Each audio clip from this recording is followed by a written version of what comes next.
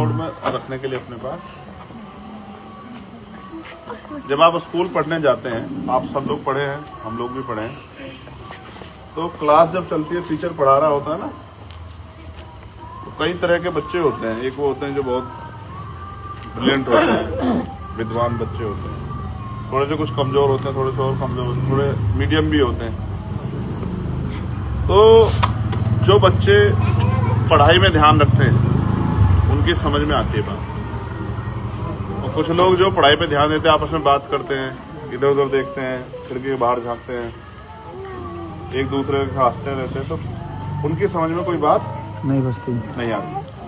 अब जब नहीं आती तो फिर जो वो पेपर आता है, वो सवाल आता है, तो वो फिर वो जब दिमाग में नहीं है तो लिखेगा क्या?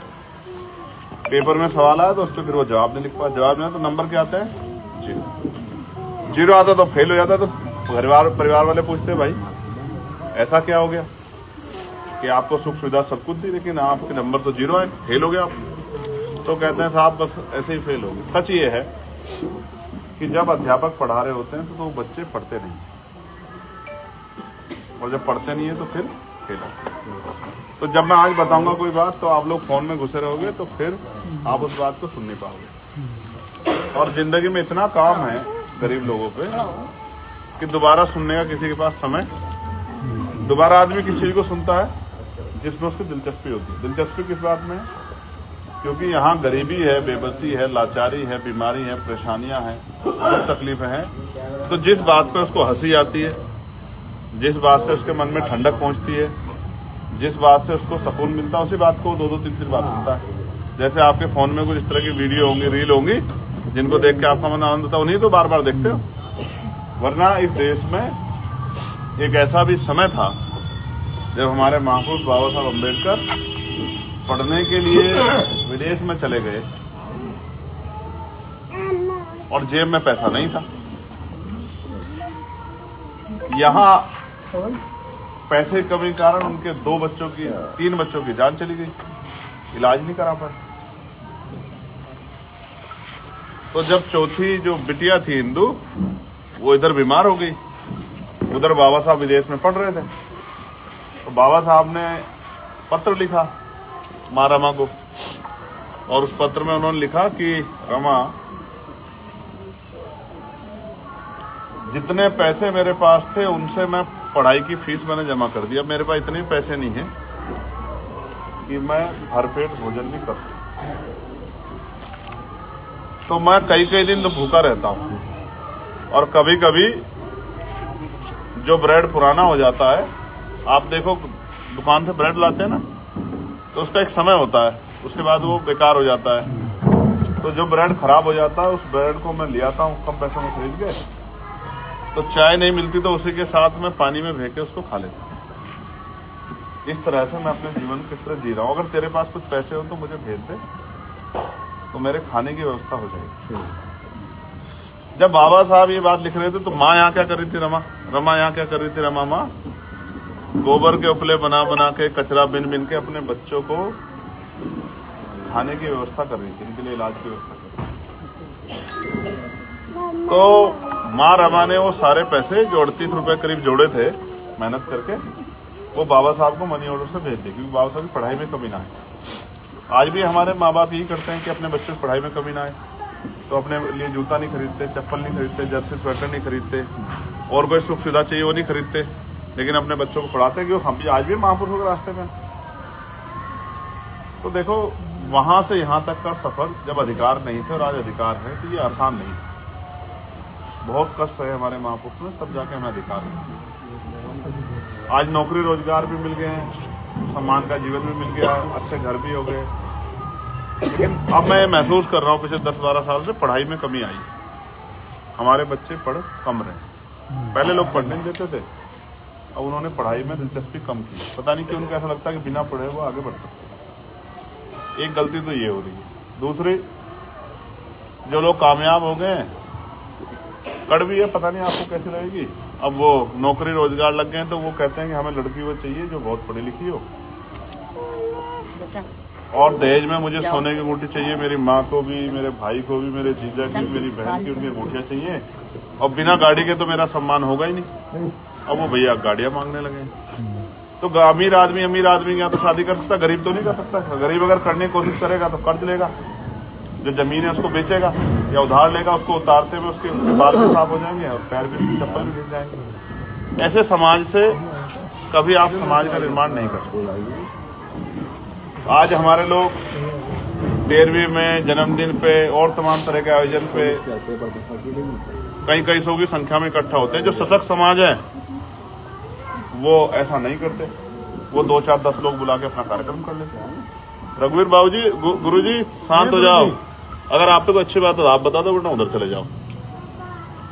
ठीक है, लापरवाही की कोई जगह नहीं।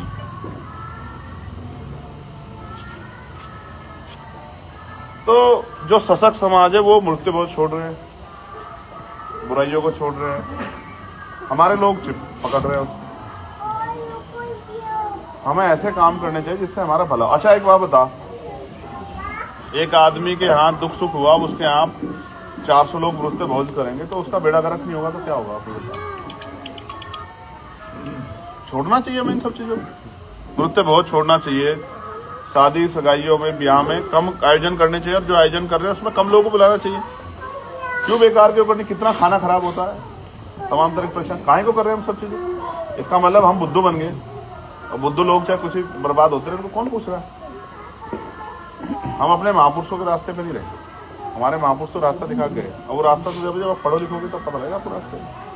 अब समाज में बैठ के चर्चाएं नहीं होती। अब ना कोई छोटे बच्चे बड़ों के पास बैठते हैं कि 2 बात सुन ले उनको पता लग जाए।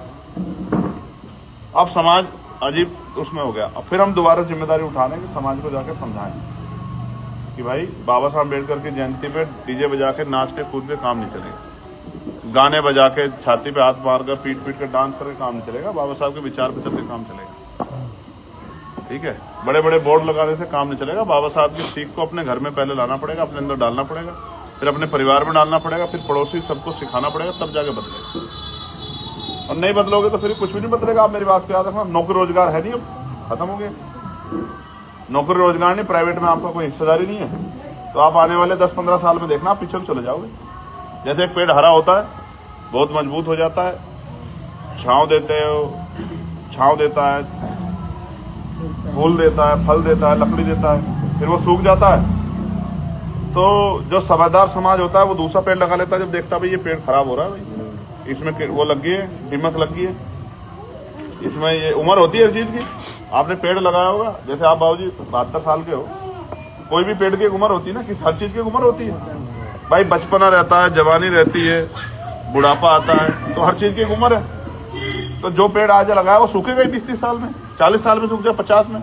कुछ ऐसे होते हैं जो फल नहीं देते, ज्यादा लंबे समय तक रहते हैं। जैसे पीपल है, कोई फल नहीं देता उस तरह का, तो लंबे समय रहता है। वट वृक्ष है, तमाम ऐसे वृक्ष हैं जो रहते हैं, बहुत कुछ लंबे हो जाते हैं। अब खजूर इतने ऊपर फल लगता है, आदमी तोड़ नहीं सकता, लिप्टी से इतना लंबा हो जाता है। मेरा कहने का मतलब, समझदार जो समाज होता है, एक पेड़ के सूखने से पहले दूसरा पेड़ लगाता है कि इतना पेड़ फैल देना बंद करे तो हमारा दूसरा पेड़ तैयार हो जाए। और जो बेवकूफ समाज होता है वो सूखे पेड़ से उम्मीद करता रहता है कि भाई फल आ जाए, फल आ जाए। कहाँ से आ जाएगा आप मुझे बताओ। आप समझदार लोग हैं, मैंने जो बात आपको बताई वो आपको समझ आनी चाहिए। अगर आपके पास फल देने वाला पेड़ नहीं है तो आपको छांव नहीं मिलेगी, ठीक है, आपको फूल नहीं मिलेंगे, आपको फल नहीं मिलेंगे, आपको लकड़ी नहीं मिलेगी, यानी कि आपकी रक्षा सुरक्षा नहीं होगी। तो आपको समय समय पे मजबूत फल देने वाले पेड़ लगा के रखने पड़ेंगे। ठीक है, हम लोग तो मेहनत कर रहे हैं, दिन रात मेहनत करते हैं। समाज अगर गुलामी स्वीकार कर ले तो अब मैं आपको उदाहरण बताता हूँ आज का। आज मैंने एक वीडियो देखी, और वीडियो है, आई थिंक वो बरेली की है। एक आदमी 3 मुस्लिम लोगों को पीट रहा है, वो वायरल हो रही है। 3 लोग एक आदमी से कैसे पीट सकते हैं आप सोचो, क्योंकि वो भय में है, वरना एक का मुकाबला एक कर सकता है। अगर चून के भी होंगे, 3 पकड़ दे तो वैसे भी छूटेगा आदमी। तो वो पिट क्यों रहे पता आपको? ऐसा नहीं कि कमजोर है, इसलिए पिट रहे हैं कि उनके मन में भय बैठ गया। अगर उन्होंने कहीं गलती की हाथ उठाने की तो फिर उनके ऊपर मुकदमे दर्ज होंगे, वो जेल जाएंगे, उनको पूछेगा, उनकी कोई सुनवाई नहीं करेगा, उनका मनोबल गिर गया। ऐसे आपका मनोबल गिरा हुआ है, गिरे मनोबल से आप लड़ाई नहीं लड़ सकते। मनोबल ऊंचा करो, मजबूती से लड़ाई लड़ो। लड़ाई बहुत हुआ, अभी आप देखा मेरठ में क्या बवाल